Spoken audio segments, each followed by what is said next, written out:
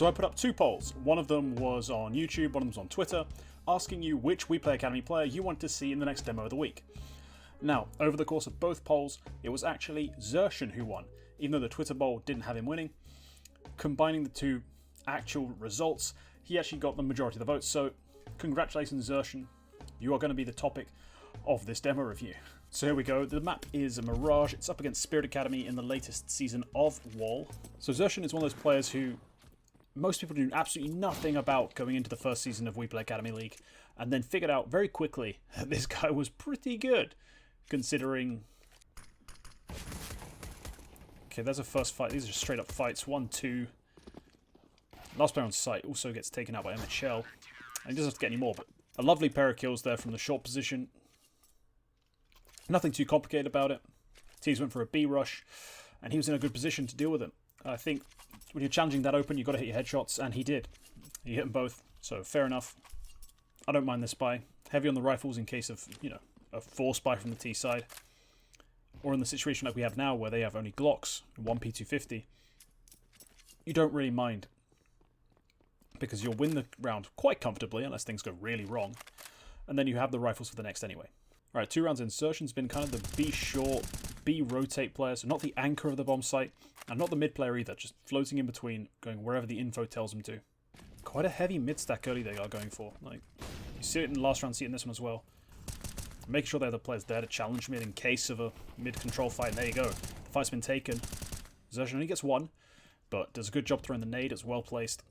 Supports his teammates, and they come out massively on top of that opening exchange. So some info may be spotted.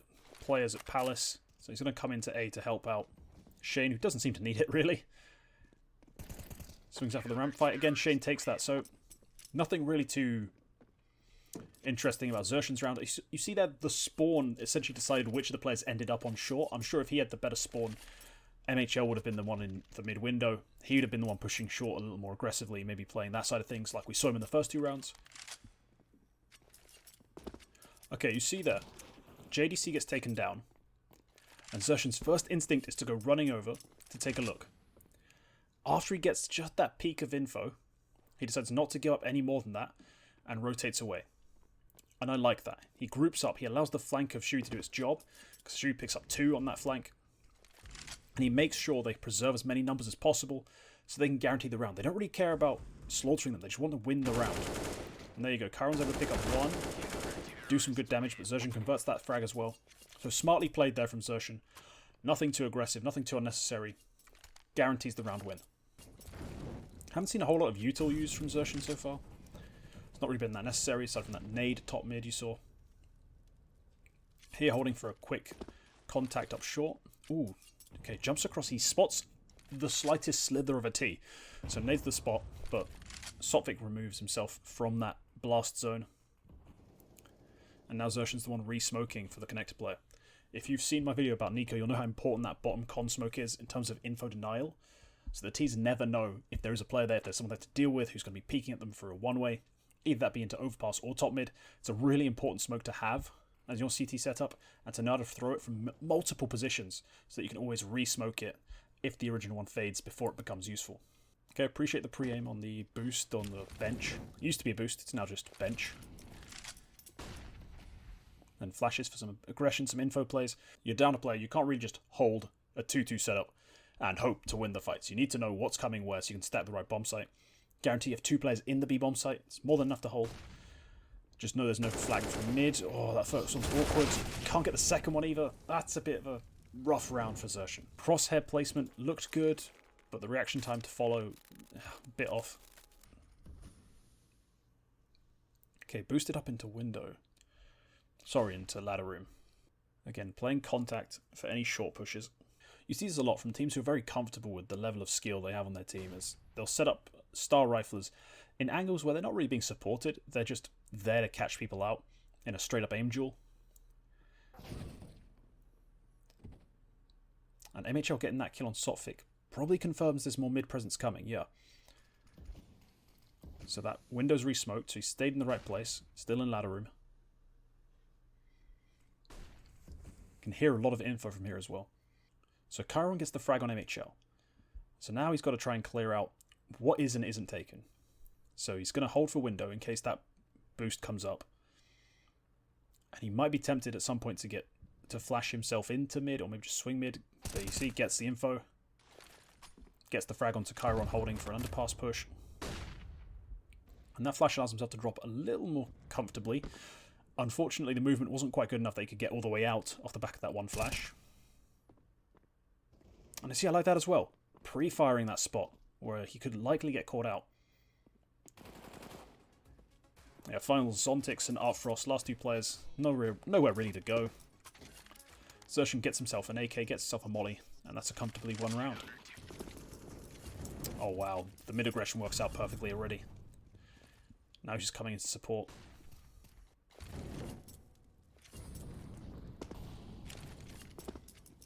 Oh, I love that. The molly to bottom mid, then the flash over the top of mid to allow MHL to actually take a peek and take a really comfortable look in. It's guarantee that this area is definitely clear. Nowhere they're bottom mid, nowhere they're underpass. It's either a B play or a mid up to A play. xertioN holds connector, it's not there, and that kill confirms that it is a B play. Nice movement. And he's fast enough to trade it. Artfrost never expects it. Oh, this is a new look. Throwing a pop flash for JDC to peek, but it doesn't quite do the job. So he pushed himself back into where JDC was, gets a dink. Okay, that had been a huge play if he could have got a pair, even. Instead, they win the round in the clutch. Another B play. JDC gets the opener. Ooh, okay, there it is. Almost got caught out by the player moving a little faster and counter-strafing a little harder than you'd expect by someone who has a gun.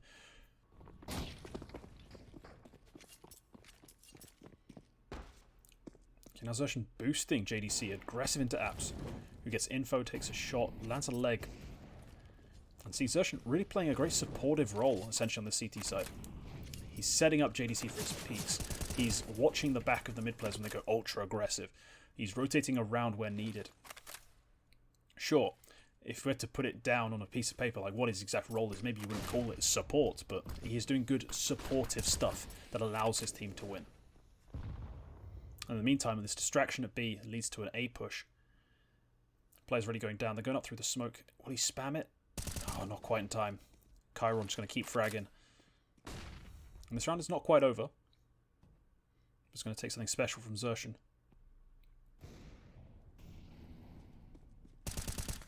That's a nice kill, nice pre-aim. He knew what he wanted to clear, and that's where his crosshair was.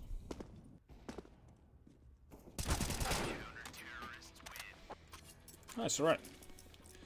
Recovered that round after the initial crumbling, it looked like. After xertioN starts getting rolling, starts picking up frags. It looks a bit tough. I see, he's setting the molly to be a bit deeper, because JDC's line, if you notice on the minimap, is towards this grated window. So if he spots someone, they're likely going to be pushing past him, so that molly has to go a bit deeper. And now he gets into a safer position. I was about to mention this. This area, this angle is exposed. If someone swings in, JC missed the shot, the first place they'll check is likely short. Especially if they're a solo lurk, like trying to pick off a frag. They might be pre-aiming short, so good thing he changed his angle when he had the molly out. Now comes back into mid. There is still a player mid. I wonder if he knows about him. He's just checking for the underpass push, nothing else. xertioN might get the better of him if that smoke wasn't there. Ooh, and as the smoke fades, xertioN switches back to that angle. Heads up play. A little rough on the conversion. It's tough to see people in fading smokes, as we all know. Now a bit of a heavier B lean. So someone else essentially being sent to set up the AWPer in that position. While xertioN himself takes more mid control. Alright. That's a nice frag, but this round is essentially being given over. The Spirit Academy. MOUZ NXT going to be saving that AWP, saving that rifle. Hopefully the Eagle of JDC can find a weapon to pick up. Maybe if xertioN goes down here. Ooh, xertioN timing. Oh, that's so unfortunate. Too many angles to hold. Maybe play that one safer next time. There's another, basically a full save around a Deagle. Sorry, around a saved AWP. Could have had that M4 in this round as well. Just Just went a bit too frag hungry, I think. Standing so exposed. This is interesting, though. Off of very minimal info, they've stacked A. Players are dropping, though.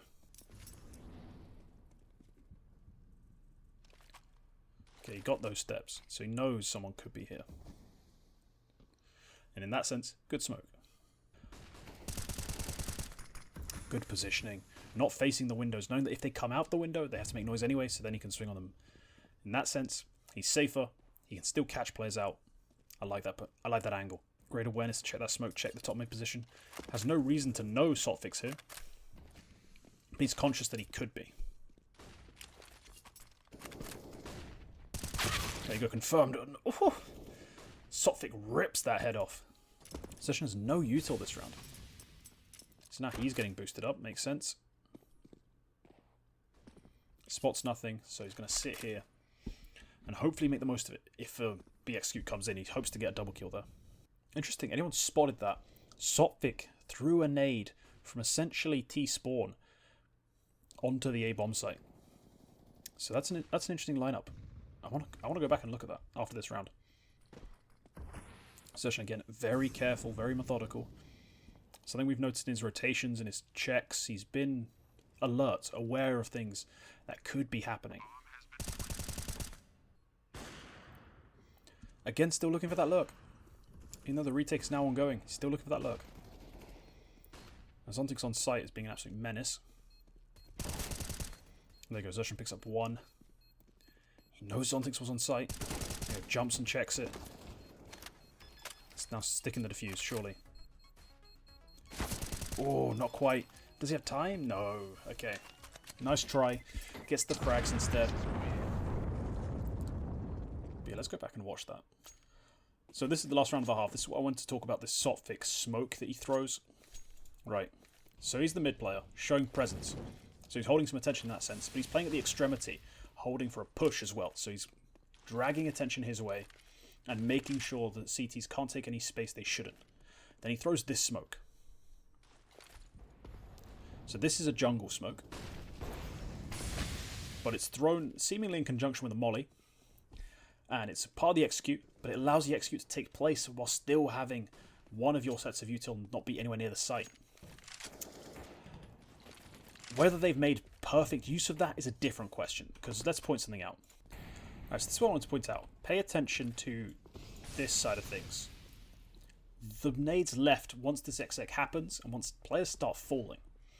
See, Chiron's already taking aggro. Full util. He only throws a molly now.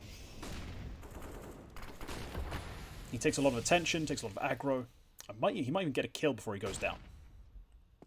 But what matters is, both him and Notineki, 3 nades left. If your plan was to have someone be ultra far away from the action, throwing a smoke, and then rotating in, it would make so much sense, just so much sense, to leave some nades just by the entrance of A. If your plan was to execute this early, either you got in and he can come in and pick them up and use them post-plant, or you lost the round. That's the two things that could happen. So you have to be leaving nades behind now that you can drop nades. It makes no sense not to. Gambling on Notineki, who was one of the first 2 players into the bomb site, making it to the post-plant is somewhat absurd. Sure, they win the round. It doesn't mean it was the right way to play it. On to the second half. Digression aside. xertioN, one of the nade throwers. Man. The fact he puts up these stat lines whilst playing like... Oh. He missed his nade. He missed his smoke. I was about to massively compliment him, and he misses a smoke, like the most basic smoke. Oh well, they still got in. It didn't end up costing them too many lives. And now he's back to hold for the flank. Okay.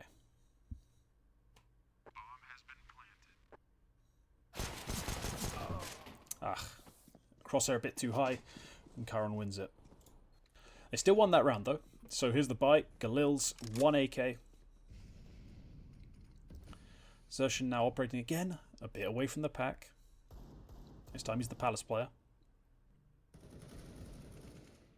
So let's see how he checks. A little loosey-goosey on his pre-aims, honestly, coming out here. If you want to see how to clear those angles in the most pristine and proper way, watch Nico's demos. He doesn't lurk out Palace that often, but when he does, whoa, it's a thing to behold. His crosshair never misses. Alright, but here you go. You've got the bomb site, clear it out. Check every little corner. And that's a 1 round. Again, our first man in is a full belt of utility. God damn it. It's like people don't know the update happened. Yeah, xertioN goes down instantly in that round. Okay, bonus rounds are done. We've got the AWP out on MHL. We've got the AKs out on 2 of 4 in terms of the riflers. And the CT side of buying. Quick little lineup on that smoke. I like that. That's a really useful smoke to know. If you've got that lineup, just aim there and jump through.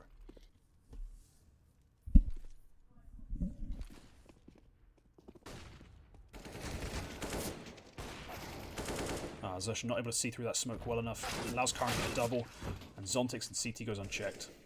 That's one of the sloppier rounds we've seen from him. This is a Glock round. If anything happens... Okay, he gets boosted, or run boosted past Artfrost. Does result in Artfrost taking a bit of damage, but no kills, so not as cool as it could have been. Alright, like a good smoke dispenser, here he goes. They have 1 smoke and they decide it's going to be a market window smoke.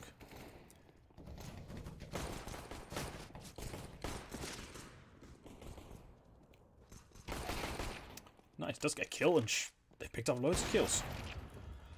Pre-firing, I do like the pre-fire. That was a nice idea. Doesn't get the kill, but MHL can. And now look at them. A well-coordinated group effort into the B-bomb site with basically 1 weapon.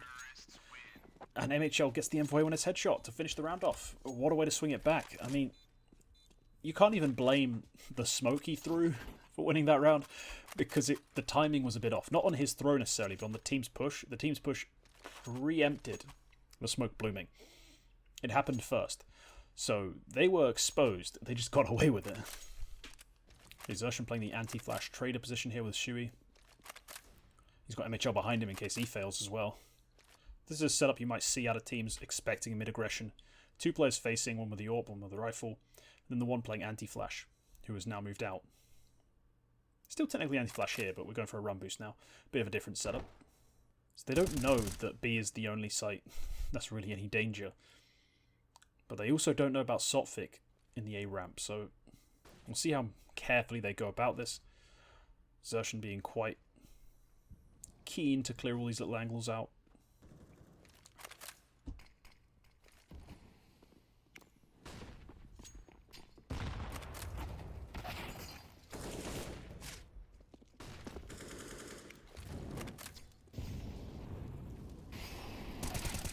Oh.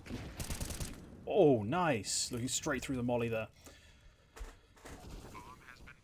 And that's a devastating mid-look. Only xontics left alive. xertioN, this is a bit sloppy in terms of protocols, but go for it. Play confident. Go ham. Get the kill. Okay, that's a nice little demo from one of the more promising, I think, prospects in this division, the WePlay Academy League. What's cool about him, especially, is that he came into this thing as a player I thought 100% he's just going to be one of those supportive guys. Doesn't necessarily need to frag, doesn't necessarily need to be one of the big impact players of this side. And he'll still be, like, really good. Like, that'll be a good job, like, job well done. Instead, he's actually been a really consistent, reliable fragger and a pretty solid supportive piece who can do the little jobs, you know, the tough stuff, the muck, whilst also fragging. So, 100% credit to him. Is a part of the reason why MOUZ NXT have been so effective, so impactful, is that they do have that depth of skill, that depth of fragging, as well as players who have bought into their system and bought into their team. That's all for this week's episode, special for the WePlay Academy League as it wraps up the group stage before going into the playoffs. If you enjoyed the video, please leave a like, leave a comment telling me your thoughts about xertioN, where his prospects are, like where he's really should be aiming for in the coming weeks, months, maybe years. He is quite young. Sub if you want to see more content like this. And of course, a big thank you to my elite contenders, my £10 a month patrons. That's XL and that is Lager15. Thanks as always for the support, guys.